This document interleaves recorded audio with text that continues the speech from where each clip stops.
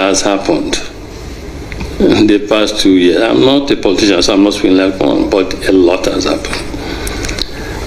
Some of you here know I'm an investor in the oil and gas sector. We generate over 58,000 barrels of oil every day. Mr. President, before you took over to 2023, people here know, I shouted on social media, I tweeted that we were producing and losing 97% of our oil production. Mr. President, every month we do what is called fiscalization.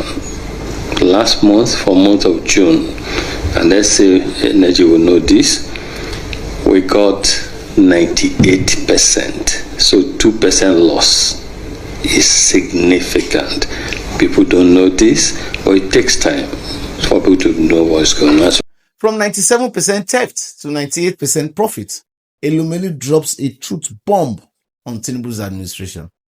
So fellow Nigerians, sometimes the truth doesn't come from a politician, it doesn't come from a spokesman, it comes from a man with receipts from the battlefield of business. And no cap, no propaganda, just truth. At the presidential villa in front of President Bola Ahmed Tinubu and top electricity players, Elumelu said, I am not a politician, so I will say my truth. We are producing and losing 90% of our oil theft till 2023. Today, we only lose 2% and make it 98% profit. We don't need to know anyone in CBN to get dollars. So let us sink in. From 97% theft, practically zero gain, to only 2% loss and 98% profits. That's not improvement. That's a national miracle. And guess who made it possible? President Bola Ahmed Tinubu, the same man they claimed was doing nothing.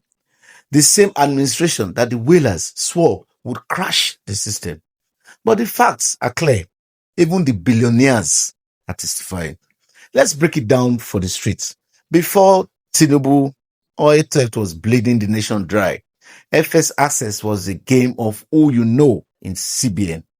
Gencos were owned trillions. Businesses were choking. Under Tinubu, militants have been put in check. Oil infrastructure is secured. Now oil revenue is flowing and Nigeria is regaining economic muscle. Elumelu said it.